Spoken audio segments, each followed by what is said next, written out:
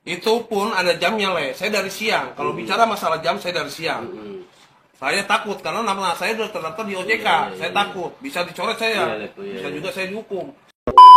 Halo, assalamualaikum warahmatullahi wabarakatuh. Apa kabar teman-teman semuanya? Ketemu lagi kita di channel saya, channel Desi Sutriani. Bagaimana puasanya hari ini? Semoga masih lancar ya. Amin amin ya rabbal alamin. Oke teman-teman, kali ini saya akan membahas tentang OJK mengatakan bahwa kalian wajib mendapatkan ganti rugi ketika pinjaman kalian tidak sesuai. Nah, kita akan bahas, tapi sebelumnya buat kalian yang baru gabung di channel saya, jangan lupa klik tombol subscribe-nya, nyalakan notifikasi loncengnya agar terus dengan saya. Oke teman-teman, ini dia buat kalian.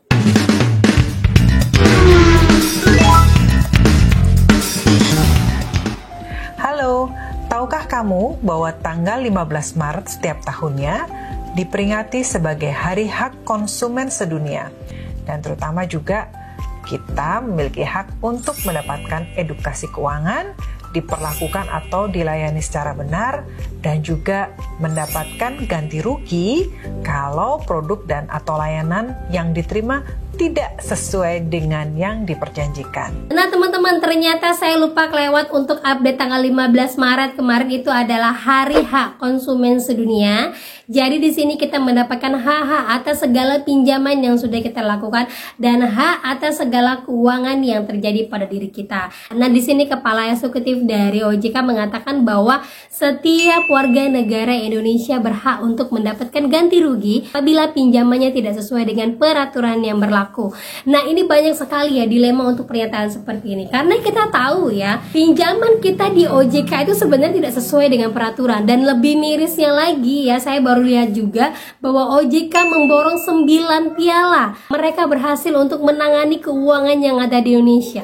Wah, miris sekali dengan kenyataan yang sekarang terjadi, miris sekali dengan kenyataan yang di lapangan bahwa sebenarnya pinjol adalah bisnis gagal yang diterapkan oleh OJK tapi masih juga dipertahankan sampai sekarang.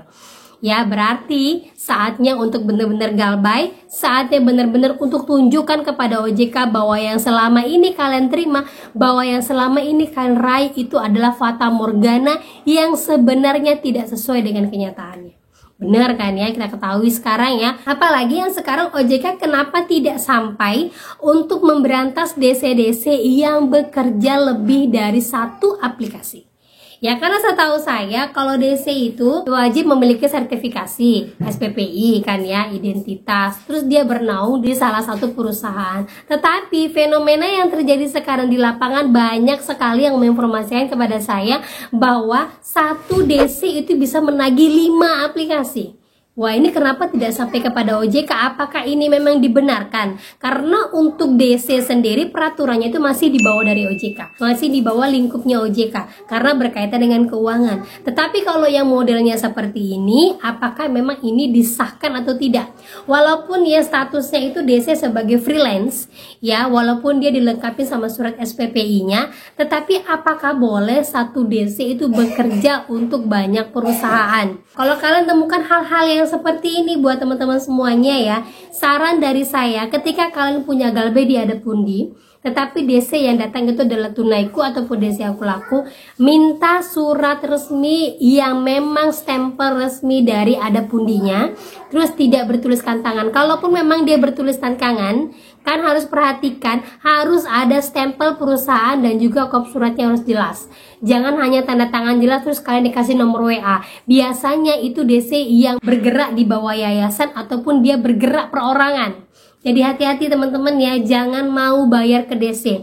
Ini karena banyak sekali ya anak-anak muda sekarang informasi ke saya, THR mau cair nih mbak, gaji mau cair nih mbak ada rapelan mau cair nih mbak, aku mau bayar semuanya hutangku yang ada di S Pinjam, yang ada di Aku Laku, aku mau bayarkan semuanya biar lunas. Karena informasinya aku mendapatkan keringanan ini mbak, ini boleh nggak? Nah saya langsung informasikan, jangan terburu-buru sekalipun kalian langsung punya uang di akhir bulan ini. Inilah contohnya ya, akhir bulan ini kan mungkin bisa keluar lah semua, mungkin THR bisa keluar atau rapelan bisa keluar, gaji bisa keluar. Jangan terburu-buru ya, karena hal ini kalau memang banyak sekali orang yang bergema mau membayarkan pinjol karena akan adanya uang yang akan keluar banyak, itu akan dimanfaatkan sama DC. Nah, dari saya sampaikan kepada kalian, jangan terburu-buru, jangan termakan promosi, jangan termakan rayuan. Ingat ya teman-teman ya, apapun akan dilakukan sama DC, yang penting uang kalian keluar. Karena kita tahu bulan Ramadan pasti akan banyak sekali uang yang keluar. Jadi lebih bijak lagi ketika kalian mendapatkan uang, jangan buru-buru bayar, pilah-pilah dulu. Ini bener nggak promosinya yang seperti ini? Ini bener nggak ada potongan seperti ini? Konfirmasi ulang by CS-nya, konfirmasi ulang by email, biar ada bukti bahwa memang pelunasan yang diberikan DC-nya itu benar-benar yang diberikan oleh perusahaan pinjolnya, bukan dari DC-nya aja. Hati-hati ya teman-teman ya. Oke, lanjut lagi teman-teman ya. Jadi di sini saya dapatkan juga ancaman dari DC-nya yang mengatakan bahwa dia akan membawa kalian kepada penggadaian. Ibaratnya dia sudah bekerja sama dengan penggadaian. Nantinya kalau kalian tidak bayar, desk kolektornya akan input itu DC lapangan. Field kolektornya, orang lapangannya yang akan datang ke rumah kalian dan membawa kalian ke penggadaian untuk menggadai semua barang-barang kalian biar bisa membayar pinjol. Dan ini saya katakan tidak benar, ini tidak sah, ini tidak boleh. Jadi ibaratnya kalau sudah seperti ini, ya hak konsumen untuk menolak bisa. Hak konsumen untuk tidak membayar juga bisa karena adanya hal-hal yang memang tidak bisa dibayarkan untuk sekarang. Bukan berarti dia lari. Kalau lari seperti penjahat-penjahat yang besar, lari ke luar negeri. Tuh kita di mana? Di rumah-rumah aja kan, kita nggak kemana-mana. Mereka bisa aja datang ke rumah kita, bisa aja datang ke kantor kita. Kita nggak kemana-mana, kita di Indonesia aja. Bener kan? Jadi kita punya hak untuk menolak itu, dan itu tidak dibenarkan pada hukum pinjol karena hukumnya pinjol adalah perdata. Kalau yang sampai penggadaian, kalau yang sampai kita harus menggadaikan uang-uang kita, itu jatuhnya sudah ke hukum fidusia, yaitu memang menggadaikan barang untuk membayarkan utang. Nah, itu tidak boleh. Tidak ada hukum tertulis di dalam perpinjolan ataupun surat perjanjian elektronik yang menyatakan apabila kalian tidak bisa membayar, kalian wajib untuk digadaikan barangnya atau adanya surat fidusia. Tidak ada. Jadi jangan mau teman-teman ya, ini bulan Ramadan sudah pasti banyak sekali orang-orang yang saya mau bayar karena saya takut ini, saya nggak mau berdosa, saya mau benar-benar bersih di bulan Ramadan, saya nggak mau seperti ini, seperti ini. Jangan berpikiran seperti dulu. Saya bukan mengharapkan kalian untuk berdosa, enggak. Saya juga manusia biasa. Saya hanya menyelamatkan kalian dari tipu daya muslihat para DC-DC menjelang lebaran ini. Karena saya sudah sebutkan modus-modus di bulan Ramadan, OJK juga mengatakan jangan pernah menerima apabila ada DC yang memaksa untuk meminta pelunasan. Kalian bisa menolak mentah-mentah. Nah, itu pernyataan dari OJK langsung. Nah, di sini saya selalu mengatakan setiap DC yang datang ke tempat kalian pasti tidak membawa surat lengkap. Di antara 10 DC yang datang ke rumah kalian hanya 1 yang membawa surat lengkap.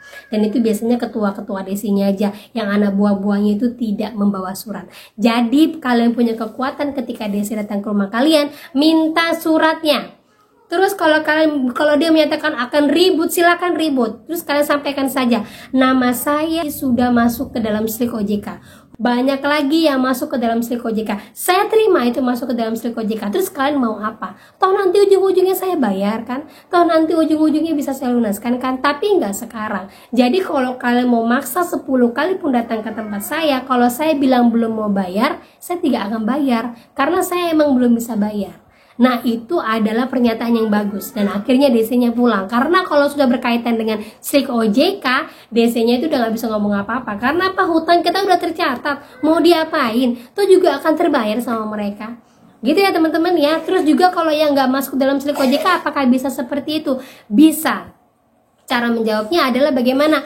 Cara menjawabnya dengan cara kalau DC-nya membuat keonaran, sampaikan saja, Bapak kalau Pak buat keonaran, berarti Bapak siap untuk saya laporkan kepada OJK. Karena semua DC, kalau kita sebutkan akan kita laporkan kepada OJK, DC itu udah ketakutan. Ya, seperti contohnya kayak gini teman-teman. Oke, kantor polisi. Gini, Le. Kita dari terang, Le. Kecuali kita baru datang, songong. Saya juga punya SPPI. Kapolri mau nyuruh orang karyawan penagihan itu harus punya SPPI. Harus. Iya. Itu pun ada jamnya, Le. Saya dari siang. Kalau bicara masalah jam, saya dari siang. Saya takut karena nama saya sudah terdaftar di OJK. Saya takut bisa dicoret saya. Bisa juga saya dihukum. Alangkah lebih baik. Saya kan onar, saya kan mau bikin onar Pak ini. Katanya ngomong ngebela, enggak mau bikin onar apa mau bikin solusi? Nyari solusi. Ya kalau nyari solusi yang benar, jangan ngomong begitu. Lu saya bisa ngusir sampean lo. Iya, oke. Ini wilayah saya. Ini wilayah saya. Sampai jangan macam-macam. Nah, seperti video yang disebutkan ya, ada Desi yang marah-marah ya datang ke rumah, terus dia mengatakan, saya datang ke rumah udah dari siang mbak, kalau udah sampai malam wajar karena saya menagih udah dari siang, katanya informasinya. Terus kalaupun sampai nanti kalian ribut-ribut, saya juga takut sama OJK karena nama saya sudah masuk ke dalam silik OJK. Itu menyatakan bahwa memang semua Desi itu takut ketika kita laporkan kepada OJK, sekalipun kalau kita WA terus dia balas nantinya, ya udah laporin aja, ya udah bagiin aja. Aslinya mereka itu pada takut. Nah itu ada kuncinya ya teman-teman ya. Kalau memang desinya buat keonaran, kalau memang desinya buat ini itu, sampaikan saja. Ya udah kalau Pak mau buat keonaran, saya laporkan kepada OJK. Ya walaupun kita tahu kalau laporan kita nanti mandek, laporan kita mungkin lama balasnya, ataupun laporan kita nanti lama responnya, nggak jadi masalah. Laporkan saja, itu sudah membuat desinya ketakutan.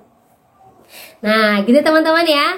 Oke, itu dia update hari ini buat kalian semuanya. Jadi ingat, di akhir bulan ini pasti makin banyak desi yang bertebaran, karena sudah tahu mulai banyak yang cair, mulai banyak yang turun, mulai banyak orang yang mengeluarkan uang untuk berbelanja. Jadi membuat desi pun semakin arogan. Nah tetap semangat saja, tetap ingat saja kunci-kunci yang sudah selalu kita bagikan kepada kalian. Tetap semangat dan kuat mental, jangan pernah tergoda rayuan desi untuk pelunasan.